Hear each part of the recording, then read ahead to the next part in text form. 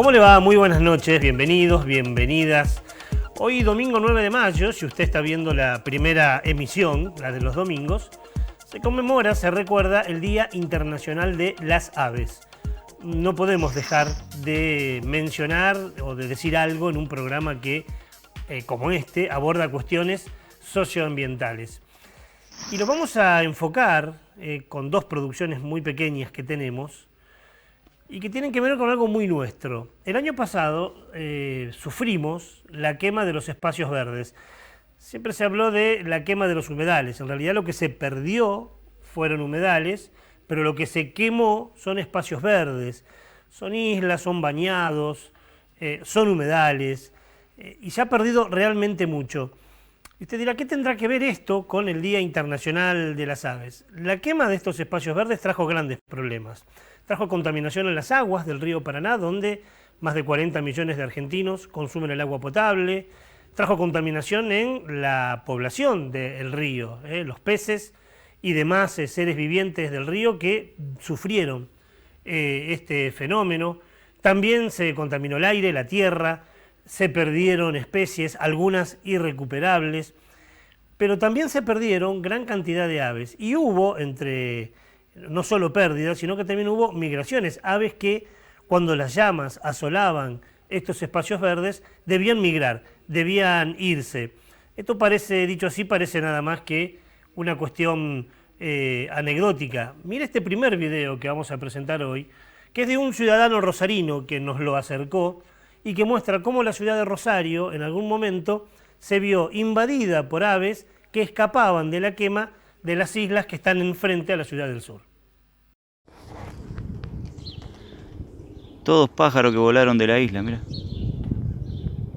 Son todas monjitas. No tiene nada que hacer acá. Esto es una muestra, ¿no? Es un video casero, es un video no profesional, registrado por un ciudadano rosarino que vio lo que pasaba y quiso documentarlo. Pero esto que sucedió en Rosario, sucedió en Santa Fe, sucedió en Entre Ríos, sucede sistemáticamente en todo el país.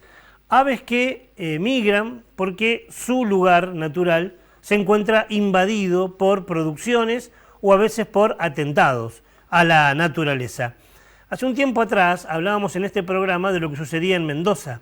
En Mendoza, por el uso de agrotóxicos, de agroquímicos, 34 cóndores primero y 17 después perecieron, murieron.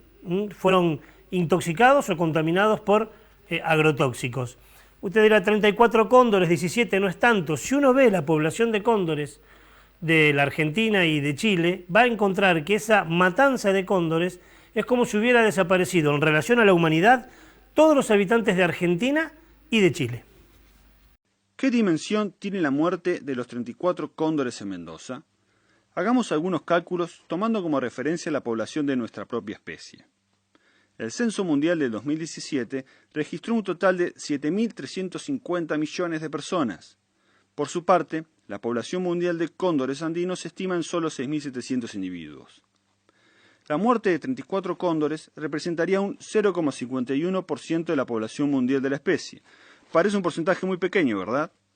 Sin embargo, el 0,51% de la población humana representa un total de 37.450.000 personas. Es decir, que con el episodio ocurrido en Mendoza, exterminamos una cantidad de cóndores equivalentes a casi toda la población humana argentina, así, de una sola vez. Si a los 34 individuos muertos en Mendoza le sumamos los 19 que murieron por las mismas causas en Jujuy a principios del 2017, la equivalencia alcanza al conjunto de las poblaciones humanas de Argentina y de Chile. ¿Cuántos de estos episodios toman estado público y cuántos existen por otras causas de mortalidad? Pero el daño es aún mayor cuando se considera que 30 de los 34 individuos eran adultos, una fracción sumamente cara en términos poblacionales. Si un individuo alcanza la adultez es porque atravesó una fase de al menos 6 años como inmaduro. Y como adulto ha adquirido la capacidad de reproducirse, generalmente una decena de veces en la vida. Entonces, ¿cuántas descendencias perdimos por cada adulto que exterminamos? ¿Cuántos de estos adultos habrán dejado pichones en sus nidos? Queremos que seas consciente de la magnitud de esta problemática.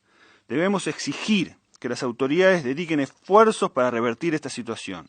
Por favor, ayúdanos a difundir esta publicación. Muy didáctico, muy claro, y traemos estos dos videos para que veamos cómo con las aves, por ejemplo, estamos generando un caos en nuestro ecosistema que después lo sufrimos. Ya lo hablamos varias veces, muchas de las cosas que sufrimos hombres y mujeres del siglo XX y del siglo XXI tienen que ver con nuestra agresión al entorno. Sirva entonces esta efeméride una vez al año para pensar en este caso qué podemos hacer, qué podemos aportar para que esto no suceda. Se enciende la primera luz del semáforo, es la luz roja, y como hacemos en este último tiempo, cada vez que nos encontramos con algún compañero en la proximidad del estudio, nos cuidamos y también cuidamos al amigo, nos ponemos el barbijo y vamos a presentar la primera luz del semáforo, que es la luz roja. ¿No, Martín? ¿Cómo te va? ¿Cómo estás, Ricardo? Buenas noches, bienvenido. ¿Cómo te va?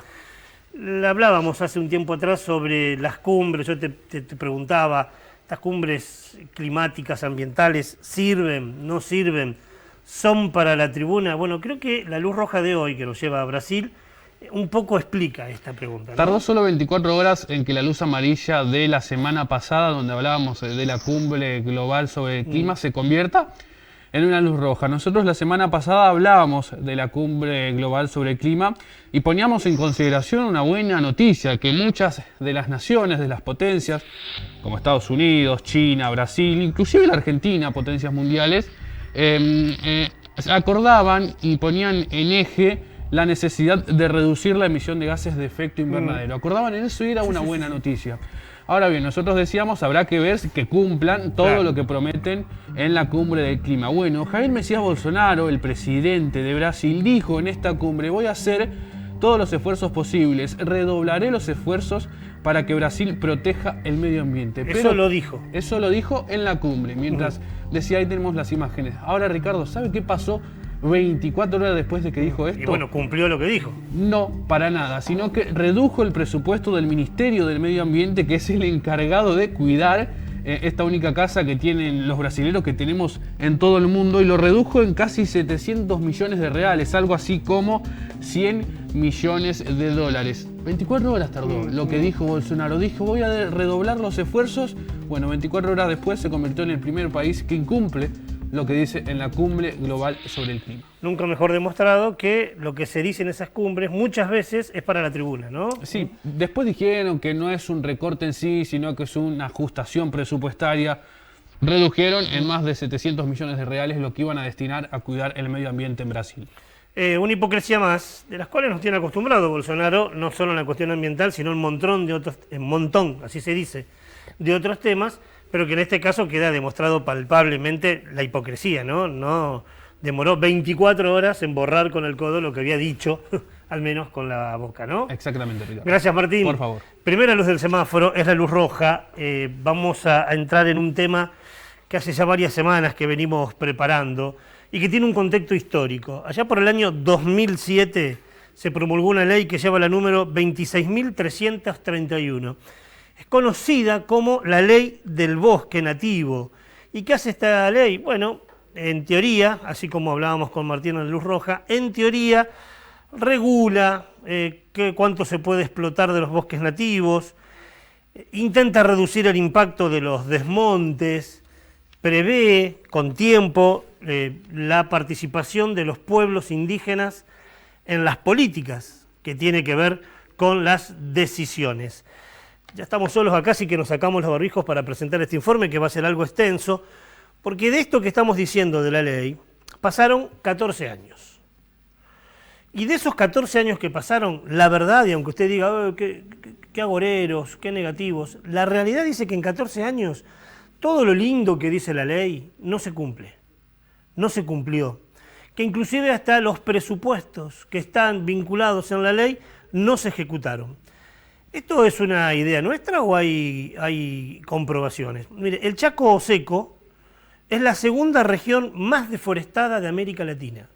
Solo la superó la Amazonia, a partir de lo que sabemos que está pasando en la Amazonía con la falta de control en deforestación.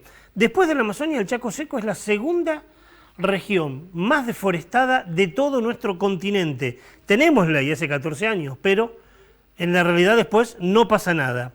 En 30 años, en la Argentina desapareció el 50% de los bosques nativos. Por eso cuando decimos el tiempo está loco, en realidad lo que tenemos que reconocer es que nosotros estamos enloqueciendo al tiempo, sacándole en tan solo 30 años el 50% de los bosques nativos. Y en esos 30 años el 50% de los productores agropecuarios tuvieron que emigrar, tuvieron que irse porque se quedaron sin trabajo. No son los únicos. Los pueblos originarios también tienen que emigrar porque le atentan contra su contexto, su contorno. ¿Y por qué pasa esto? Porque se privilegia más los intereses económicos que los intereses humanitarios o los intereses de la naturaleza. Está claro que hoy por hoy es necesario controlar, pero controlar realmente y sancionar los desmontes. Que haya una sanción para aquellas personas que no cumplan con una ley que hace muchos años que está en nuestro país y que está absolutamente olvidada y dejada de lado. La Asociación por la Promoción de la Cultura y el Desarrollo es una ONG de Formosa, ha hecho investigaciones, proyectos, desarrollos, fundamentalmente vinculando los pueblos originarios de Formosa en relación con su hábitat y con el medio ambiente. Están trabajando fundamentalmente con los pueblos Wichí y los pueblos Nibaclé, que son pueblos originarios de allí, de Formosa, defendiendo su identidad cultural, su desarrollo y demás. En septiembre del año pasado compartieron un documento muy interesante que nosotros tuvimos acceso y que realmente es muy interesante y que presenta algunos datos sobre estos pueblos originarios y propuestas. Pablo Chaneta es uno de los autores y compiladores de este documento, donde entre otras cosas denuncia que ya no se conserva hoy, o se conserva hoy solamente el 30% de los bosques nativos que teníamos hace 100 años. Estamos comunicados con Pablo, que creo que está en Formosa, le vamos a preguntar. Primero le agradecemos profundamente que nos pueda atender. Hola Pablo, ¿cómo te va? Buenas noches. ¿Qué tal? ¿Cómo estás? Buenas noches. ¿Cómo andan ustedes? Muy bien, gracias por atendernos. Específicamente, decinos dónde estás ahora. Yo vivo acá y estoy en la oficina nuestra en Las Lomitas, en el centro de la provincia de Formosa. Presentábamos recién esta entrevista con vos, hablábamos de la preocupación de los bosques nativos, el ecosistema, pero su relación y su convivencia con los pueblos originarios. ¿Qué población indígena tiene Formosa hoy? Formosa tiene más o menos aproximadamente unos 40.000 habitantes que pertenecen a pueblos indígenas de 4 etnias, con lo que comúnmente se conoce como tobas, el pueblo Pilagá, el pueblo Wichí y el pueblo Nibaclé.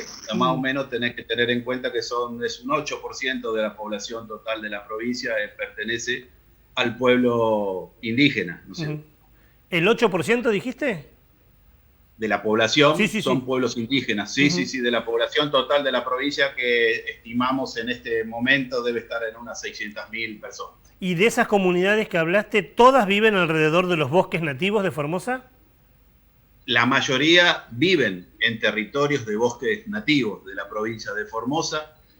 Hay una minoría que son comunidades urbanas o periurbanas, aunque este porcentaje cada vez aumenta, disminuyendo, por supuesto, las comunidades que viven en el monte, ¿no? En el bosque.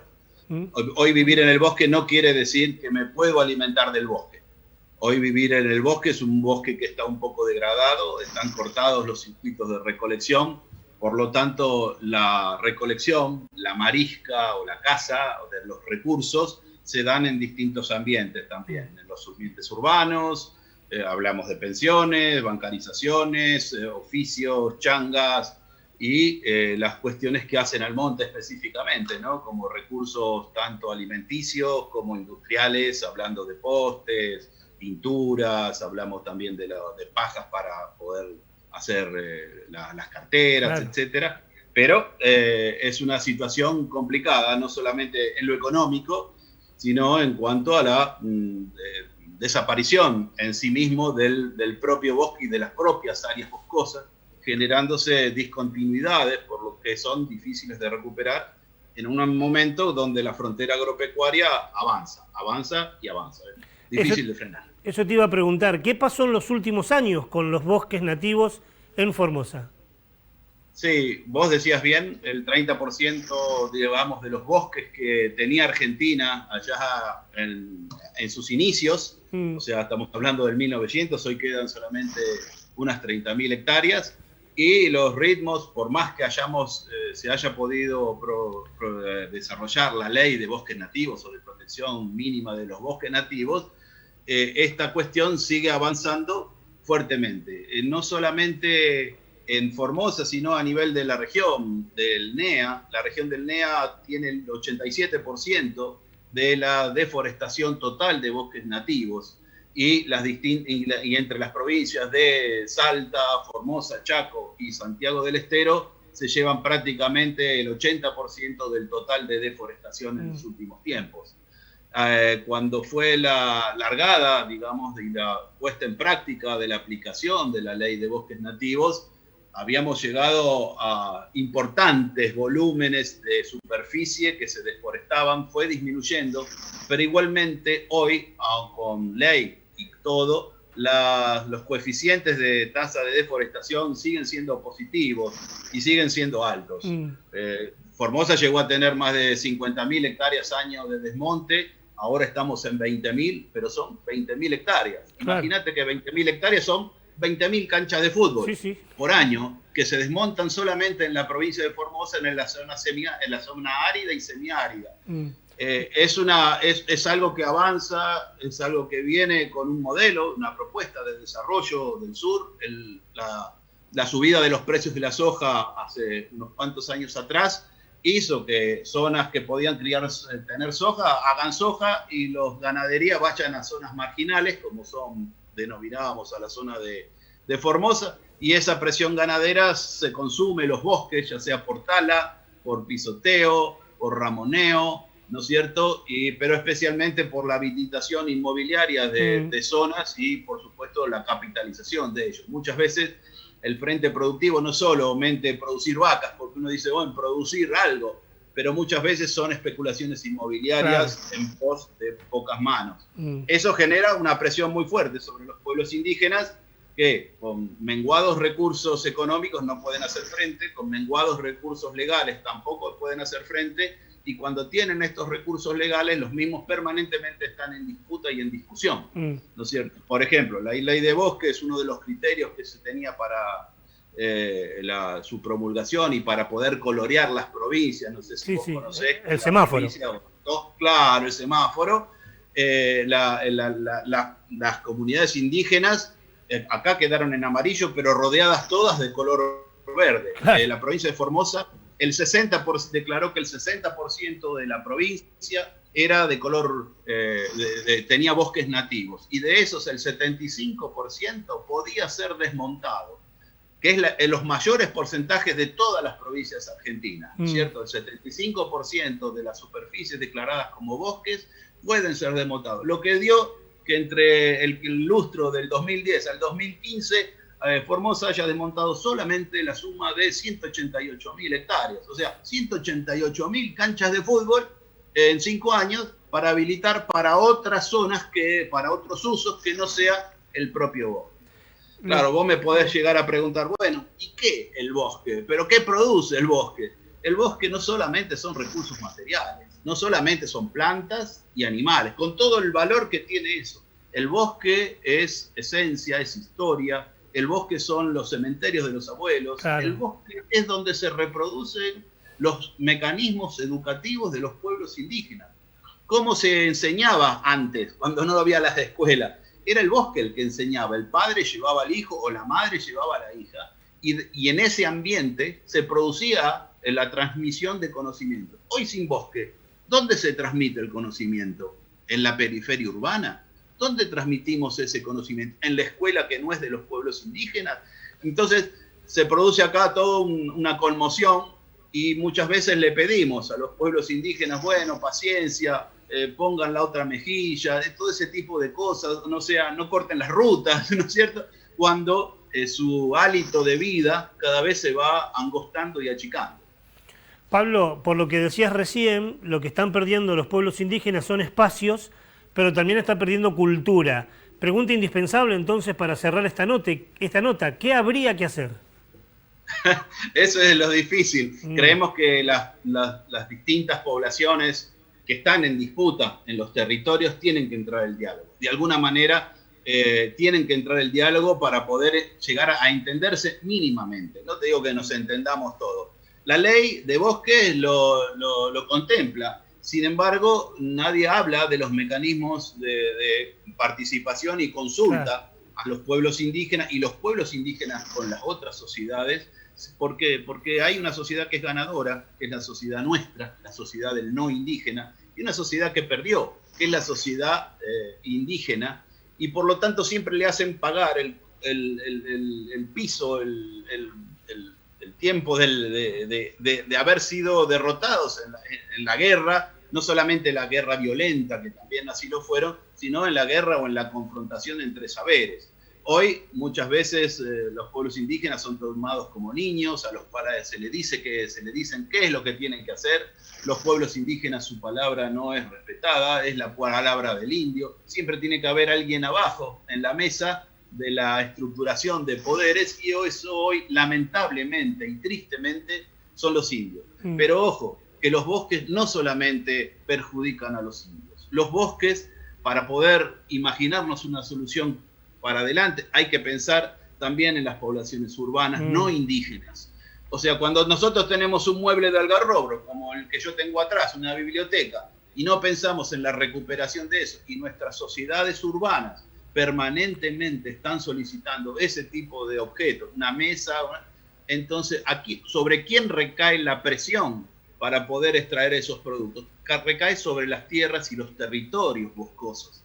Y acá no te hablo solamente de indígenas, sino te hablo de pequeños productores. Claro. Y está absolutamente comprobado que las zonas donde viven pueblos indígenas y comunidades campesinas son zonas que tienen un mayor hálito de vida y biodiversidad.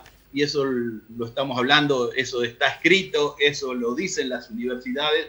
La cuestión es que entre el saber y el poder siempre hay una discusión, y hoy está ganando el poder político por sobre el saber de las ciencias y el saber de los pueblos indígenas. Pablo, no solo te agradezco por estos minutos que compartiste, sino por el laburo que están haciendo, y a la distancia, estamos lejos. Un abrazo muy pero muy grande, ojalá podamos de acá a un tiempo volver a comunicarnos con noticias mucho más optimistas. Ojalá, nosotros también lo esperamos, y gracias, y que estén muy bien. Un abrazo muy grande. A cuidarse entre todos. Chao. Es Pablo Chaneta, es integrante de la Asociación de la Promoción de la Cultura y el Desarrollo en Formosa. Escucharon algunos datos que planteó, ¿no? En 5 años, solo en Formosa, 188.000 hectáreas. Por año, son 20.000 hectáreas, son como 20.000 canchas de fútbol.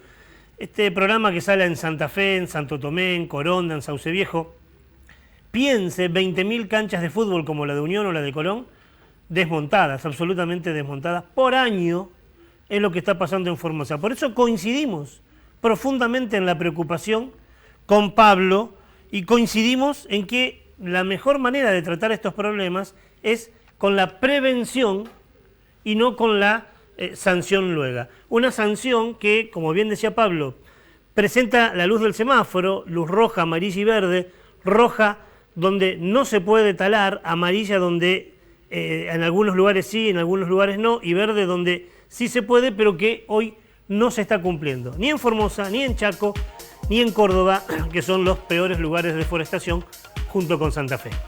Nos vamos a un corte, ya volvemos.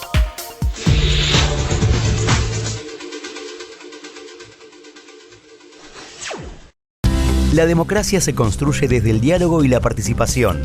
Cámara de Diputados de la provincia de Santa Fe. Cuidamos el ambiente recuperando. Donde otros ven basura, nosotros vemos oportunidades. Integral Reciclados. Trabajo del presente con la responsabilidad del futuro. Integral Reciclados. Gobernador Menchaca 7200. Santa Fe. Teléfono 3425 13 52 18. Anfestram, la mutual de los trabajadores municipales y comunales de la provincia de Santa Fe. Anfestram, tu mutual más cerca. ADUL, Asociación Docentes de la Universidad Nacional del Litoral. En la lucha por salarios dignos, jubilación móvil y una universidad democrática, pluralista, científica y al servicio del pueblo. ADUL, Pasaje Martínez, 2683.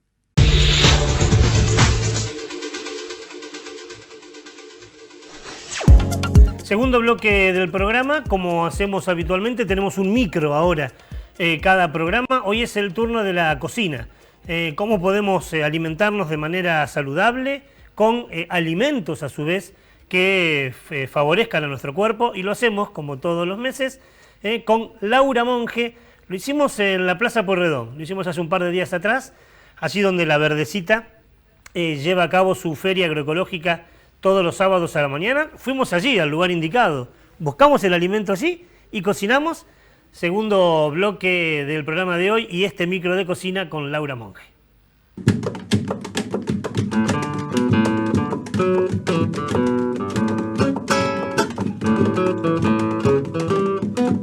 Virgi, ¿cómo va? Muy bien, Ricardo. Gracias por recibirnos en tu segunda casa. Gracias a ustedes. ¿Sí, no? Sí. Bueno, contanos, ¿dónde estamos? Bueno, estamos acá en la Feria de La Verdecita. Ya son 7 años que venimos sosteniendo esta feria, en esta plaza hermosa, que es la Plaza Pueyrredón. Y estamos todos los sábados, de 8 a 12, donde las familias de la agricultura familiar, que están asociadas a La Verdecita. La agricultura familiar se caracteriza por, son productores hortícolas. Podríamos tener un cordón frutihortícola, pero como sabemos y como siempre charlamos, no ser dueño de la tierra reduce mucho las posibilidades de diversificar la producción. Pero así todo acá para vender nuestros productos y para estar en un contacto directo con el consumidor y con la consumidora. El santafesino viene los sábados desde las 8 aproximadamente hasta las 12, ¿no? Hasta las 12, sí. ¿Y qué va a encontrar acá? Y acá va a encontrar las verduras de estación, en verdes, raíces, todo lo que es zanahorias, ajo. Y bueno, en estos momentos también hay otros visitantes o otros puestos que no son asociados de La Verdecita, pero comparten nuestro espacio ofreciendo otro tipo de productos, panificados, harinas integrales, una familia que produce hongos champiñones, aceites, productos que tienen que ver con la miel y sus derivados, polen, propóleo. Así que hay una diversidad como para hacernos nuestro botiquín. Claro que sí. y alimentarnos. Y hay aromáticas, flores, que está el puesto de Milce, que es también una familia asociada, y que hace ornamentales, aromáticas y medicinales también. Bueno, hoy vinimos a ocuparte un pedacito del espacio. Me encanta. Vamos a hacer nuestro micro de recetas de cocinas que hacemos una vez por mes, con alguien que nos presentaste vos además. Sí, que quiero mucho, que es Laura Monge, y que hemos compartido muchas otras ferias, lugares, pero aparte ella ha venido a dar talleres a La Verdecita, al grupo de mujeres, para aprovechar más lo que las propias compañeras producimos. Vamos a ir a los puestos, vamos a sacar productos y vamos a cocinar, ¿te parece? Directo, me Buenísimo. encanta. Gracias por el espacio. Gracias a vos, Ricardo. Con Virginia Liponeschi hablamos de La Verdecita. Paso por atrás de Virginia y me voy con Laura, que ya está preparada para hacer la receta. Dice que va a ser pizza de mandioca. Vamos a ver de qué se trata. Gracias, Virgi. Gracias a vos. Voy al encuentro de Laura.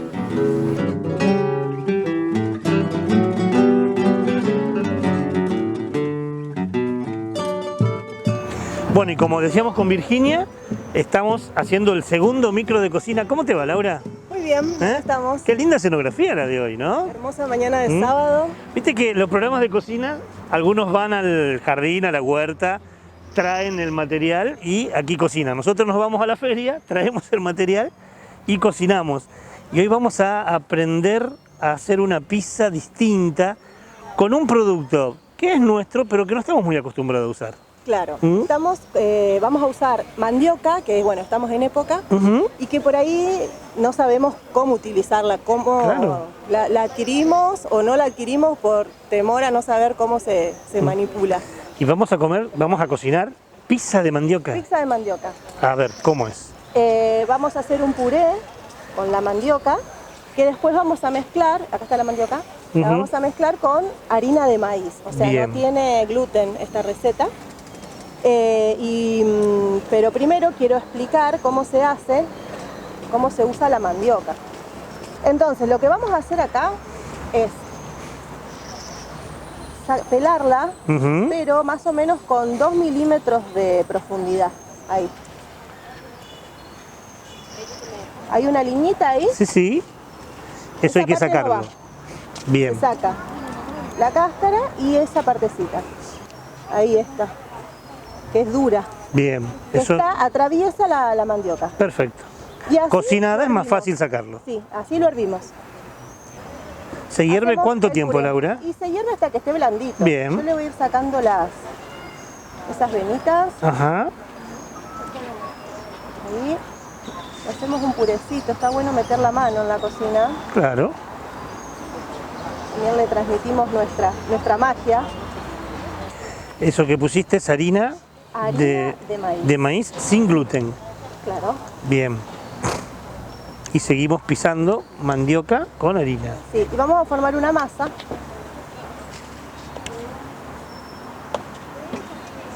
Esto es hasta que la masa lo requiera, o sea, claro. Vamos a poner un poquito de aceite y sal. Yo uso sal integral, en este caso es sal rosa. Que es mucho mejor, ¿no? Claro, porque no está refinada.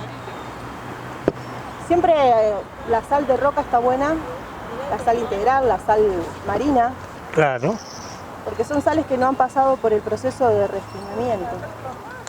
Entonces tienen sodio, pero también tienen todos los otros minerales que nos hacen bien y se convierten en un alimento y no un veneno diario como es la sal refinada. Que es una masa como la masa de la pizza. Viene haciendo una masa. Así que le pusimos mandioca, le pusimos harina, le pusimos un poquito de aceite y le pusimos sal. Entonces se va formando, esto no tiene huevo, es solo puré de mandioca y harina de maíz. Puede ser harina de arroz si tenemos en casa, puede ser batata también. Ah, ¿también? Claro. Batata, que hay un montón de variedades también en esta época. Bueno, ahí tenemos el bollito de la pizza. El bollito de la pizza, que la vamos a estirar arriba de, puede ser una asadera de horno. En este caso voy a usar una sartencita. Ahí vamos haciendo una masa del grosor que cada uno prefiera. Claro. Esta es fina, ¿no? Esta es finita. Esta es finita. Con aceite y al fuego. Al fuego. Bueno. Y ahora esperamos. Hay que esperar. Sí. Mientras esperamos que se haga la pizza, ¿con qué seguimos? Vamos a seguir con un table de girasol. Estas son semillas de girasol. Estas las compraste y así están puestas, no le hiciste ningún proceso. Están remojadas de la noche anterior. Ah, bien. Las activamos. Es muy importante a todas las legumbres y a todas las semillas activarlas, que sería dejarlas en remojo. Claro. Entonces ahora, aquí mismo hicimos un untable, que lo licuamos, le pusimos aceite de oliva, ahora le vamos a poner un toque de menta también, un poquito de agua y sal. Así como está, es un untable que para comer arriba de una tostada. Claro. En este caso lo voy a poner arriba de la pizza al salir. Entonces hacemos una pizza vegetariana, vegana. Eso lo podés comer con tostadas, mientras esperás la comida, de desayuno, en la merienda. Lo podemos usar como una salsa para unos ñoquis, por ejemplo. Siempre tratando de no cocinarlo. Claro. O si lo cocinamos a una temperatura que no supere los 40 grados. Bien. Entonces así va a conservar las propiedades. Bien, perfecto. Ahora le vamos a poner un poquito de menta, que queda genial. Bueno, ahí le damos vuelta. Ahí está. Bien. Le voy a poner un poquito más de aceite para que se le forme también la costrita, que queda muy bueno. Esta salsa tiene solo 3 ingredientes. Tiene ajo picadito, bien, que lo puse con aceite y prendí en una ollita y prendí la hornalla. Antes que se dore, le agregué, es muy importante que no se dore el ajo. Claro. Porque se pone amargo. Que Entonces, cuando queda así ahí, como negrito. Claro, ahí le puse tomates cortados y lo dejé, le puse un poquito de sal, un poquito de azúcar y lo dejé que se haga. Y después con un pisapapa, claro, cuando ya estuvo blandito, lo pisé y tiene albahaca. El tomate común, el tomate fruta. Fruta. Mirá qué buena que quedó. Vamos a poner al revés, así. Bueno, le voy a agregar Vamos con el tomate. el tomate. Voy a poner quesito.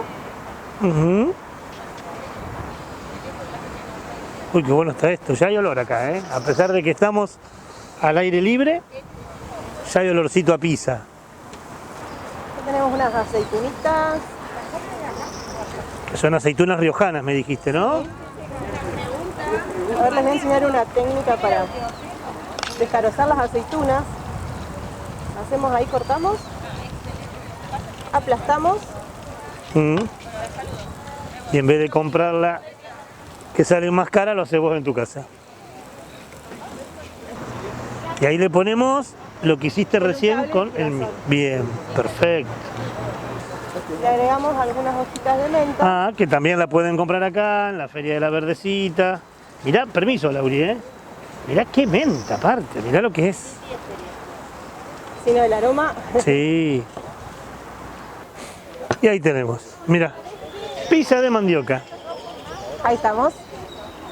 Opción con queso tipo mozzarella. Y esta es bien vegana, de girasol con menta. Espectacular. Muy bueno. Ahora esto es así, mirá. los honores. Sí, permiso, pero tengo que hacer esto, que es la parte más linda del programa, ¿no? Y pizza de mandioca. Y espectacular. Espectacular, ¿viste? Te dije. Riquísima. Crocante, rica, sabrosa. Riquísima. Laura, gracias. Por favor, para eso estamos. Un placer. Este micro, un placer, realmente un placer.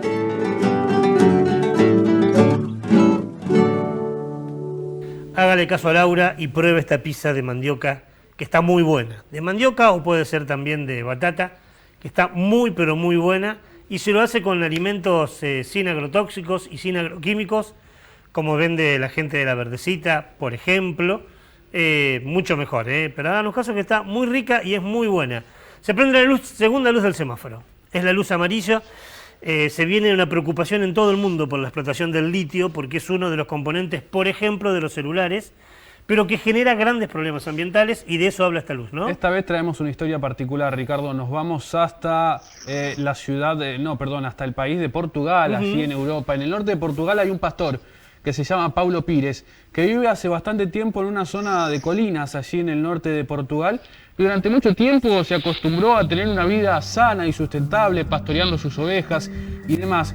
Y hoy el pastor Paulo Pires está muy preocupado justamente por lo que vos decís, Ricardo. Hay una empresa que es Savannah Resources que ya empezó a diagramar un proyecto para explotar una mina de litio allí en esa zona. Una mina de litio que tardaría aproximadamente 16 años en explotar, la mina do Barroso, y una empresa que se terminaría llevando 1.300 millones de dólares. Ricardo, una enorme controversia, porque de un lado tenemos a un pastor que desde hace mucho tiempo viene llevando adelante una vida sustentable y dice: yo voy a luchar para que siga teniendo esta vida que durante mucho tiempo me acompañó al aire libre con mis ovejas y demás. Y del otro lado tenemos una empresa que quiere ganar dinero a costa de dañar el medio ambiente. Es la noticia que traemos en la Luz Amarilla el día de hoy, Ricardo. Y luz amarilla porque por ahora es una preocupación y está teniendo resistencia en Portugal. Hay que ver, como decía Pablo Chaneta, quién gana la pulseada, Falta ¿no? la aprobación del gobierno, pero todo indicaría que esta luz amarilla próximamente podría convertirse lamentablemente en una luz roja. Gracias, Martín. Es el tema de siempre, ¿no? La naturaleza, la conservación de la naturaleza, la relación de ella con el poder político, lo que pasa en Portugal, lo que pasaba en Formosa. Mirá todo lo que estuvimos abordando hoy en el programa. Y en Santa Fe también, hay un proyecto de ley en Santa Fe presentado por el diputado Carlos Del Frade que habla justamente sobre declarar imprescriptibles, en declarar inalienables los bienes comunes. Bueno, estoy comunicado, como el tiempo lamentablemente nos obliga ahora, ¿no?, a la distancia, con un amigo personal de hace muchos años, un tipo que yo aprecio y valoro mucho, y que ha presentado un proyecto, muchos proyectos, pero este que hoy nos convoca, que nos parece fabuloso. Hola Carlos, ¿cómo te va? Buenas noches. Hola Ricardo, un gustazo hablar con vos, ¿cómo estás? Igualmente. Explícanos un poco de qué se trata este proyecto de declarar imprescriptibles e inalienables los bienes comunes de la biodiversidad. Sí, especialmente de la provincia de Santa Fe. Sí. Nosotros creemos que estamos en un momento crucial de la historia que tenemos atravesando en esta cada vez más frágil cápsula espacial que es el planeta Tierra. Y estamos convencidos que la provincia de Santa Fe, como además lo dice la Constitución Nacional, tiene la soberanía sobre lo que se llamaba antiguamente los recursos naturales, para nosotros hoy los bienes comunes naturales de la biodiversidad santafesina.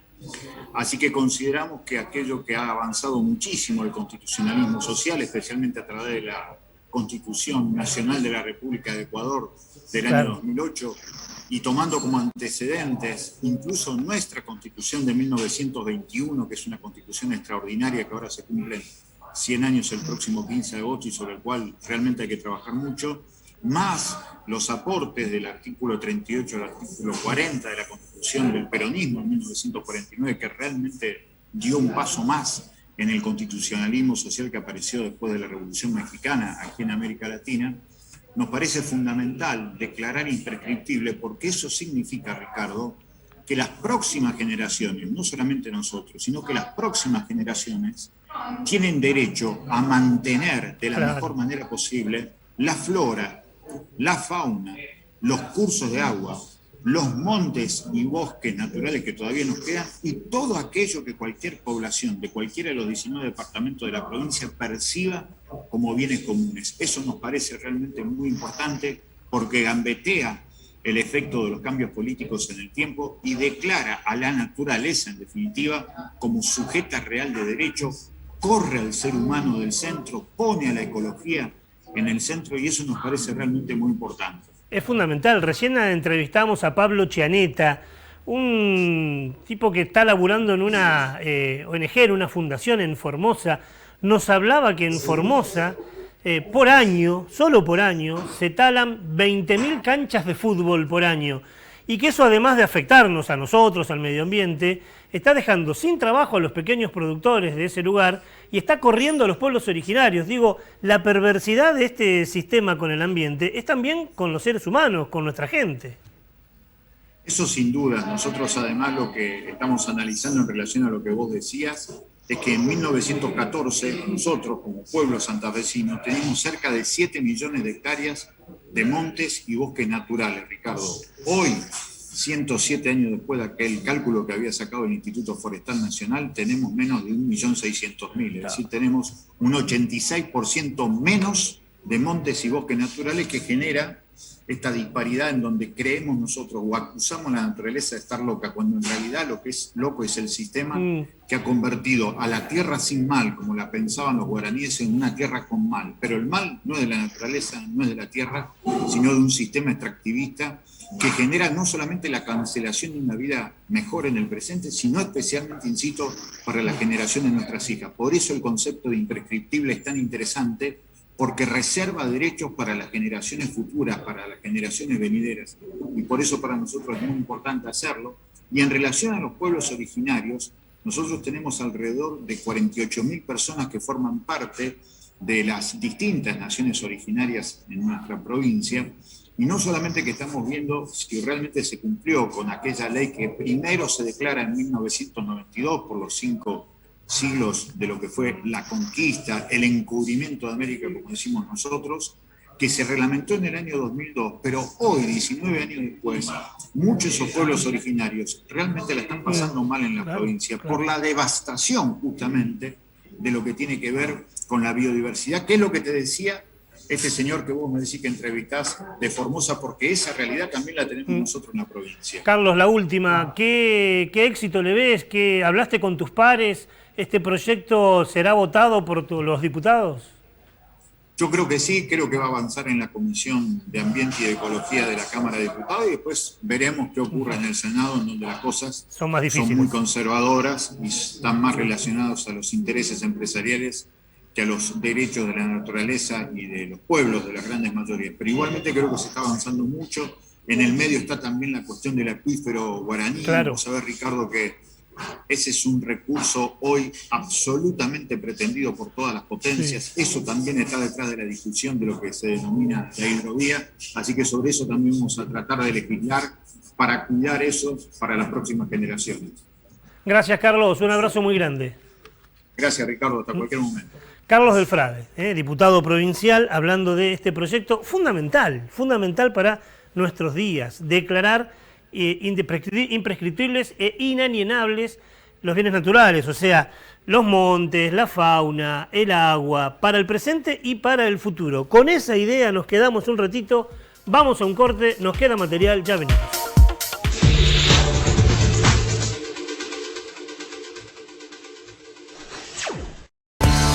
Marcelo Jiménez Turismo te invita a vivir momentos únicos. Sumate a nuestras salidas grupales propias para hacer de tu viaje una experiencia inolvidable. Conoce más en www.marcelojimenez.tour.ar.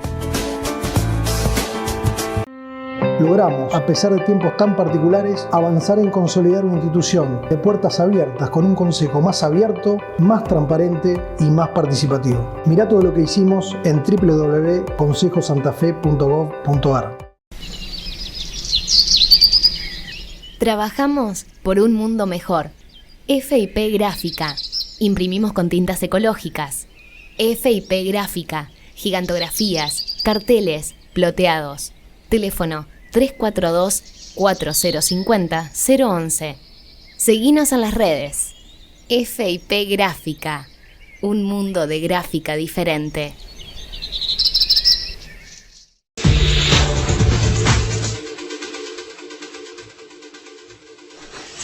Tercer y último bloque del programa de hoy es el bloque donde siempre lo abrimos con los recomendados culturales. ¿Cómo va, Lucy? ¿Bien? Todo muy bien por acá, todo muy bien. Hoy es el Día de las Aves, el día en todo el mundo, el Día Internacional de las Aves. ¿Esto fue lo que te motivó a buscar qué? Exactamente. Hoy lo que le voy a recomendar es un documental que lo pueden encontrar en Netflix o en YouTube que se llama Bailando con los pájaros. Lo interesante del documental es que lo que va a mostrar son los rituales de apareamiento que tienen las aves y lo muestran en diferentes formas como de baile. Además se le van a sumar imágenes inéditas de aves que son maravillosas y se complementa con la forma en la que se utilizan las cámaras que permiten captar de manera diferente todo este comportamiento de las aves. Es un documental que lo entienden como una maravilla visual, así que bueno, se los recomiendo para que lo vean. Lo pueden encontrar por YouTube o por Netflix, Bailando con los pájaros. Yo lo vi hace muy pocos días, me pareció fabuloso. Una dirección de cámaras y aparte es tan bello, es tan lindo, es tan evidente, es tan sabia la naturaleza que totalmente nos parece bárbaro que Lucy haya traído este documental. Como siempre, vemos un tramo a ver si te invitamos, te contagiamos a que lo veas.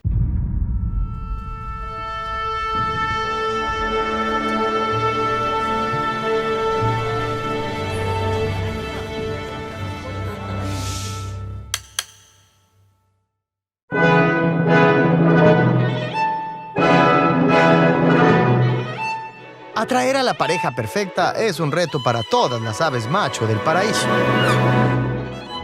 Para atraer una hembra, verse bien es solo la mitad del cuento. Para cerrar el trato, hay que ser muy creativo. Primero hay que llamar su atención y después cautivarla con su baile. ¿A quién no le impresionarían estos pasos? Bueno, no es el lago de los cisnes, pero funciona.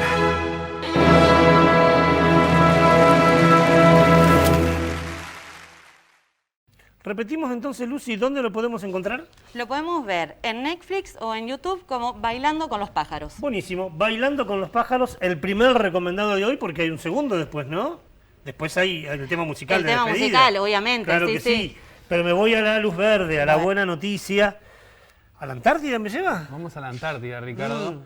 Es una buena noticia porque varios ministros, aproximadamente 15 particularmente, y altos funcionarios de países se reunieron y dieron el visto bueno para la aprobación de una propuesta que nos habla de áreas marinas protegidas en aguas antárticas. Son particularmente 3 propuestas, buscarán aprobar por lo menos una en octubre de este año, que tienen un objetivo fundamental, las 3 propuestas, a pesar de que están presentadas por distintos países, un objetivo fundamental que es preservar los ecosistemas marinos en el Atlántico Sur y en los océanos, sobre todo, que rodean a la Antártida. Argentina tiene un rol preponderante en esta cuestión, porque el secretario de Malvinas y Antártida, Malvinas y Antártida, que es Daniel Filmus, dijo que Argentina va a apoyar firmemente estas propuestas y además lo hará con políticas públicas y políticas propias, además de considerar estas propuestas que se van a aprobar a nivel internacional. Esperemos que en octubre, y lo interesante y lo importante es que hay un consenso para proteger las aguas y los ecosistemas marinos,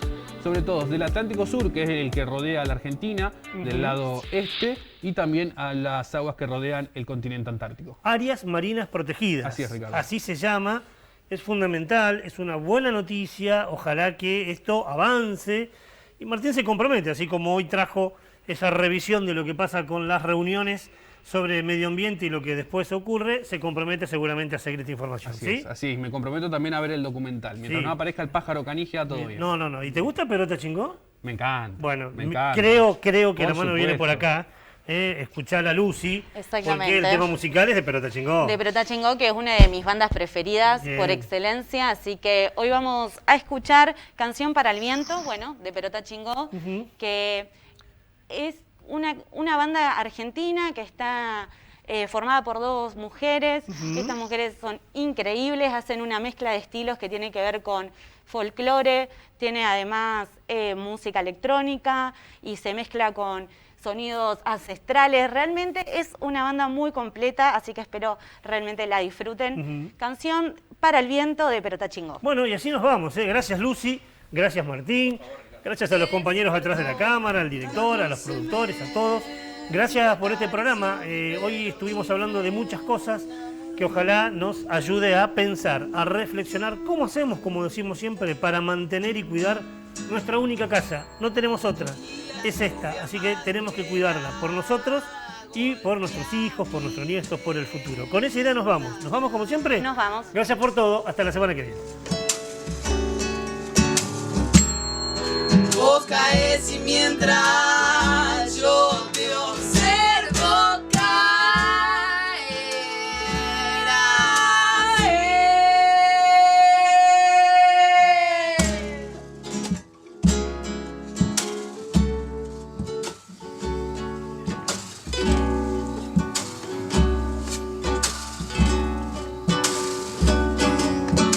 tu misterio es mucho más interesante que mi imaginación.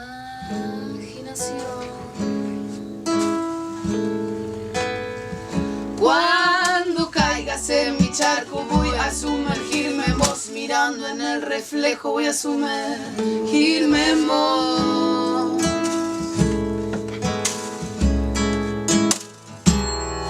Y la lluvia madruguera golpea mi ventana.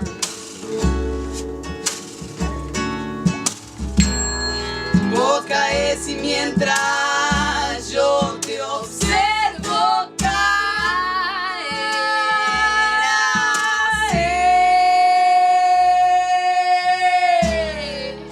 Y qué maravillosa forma de empezar el día. Emboscando.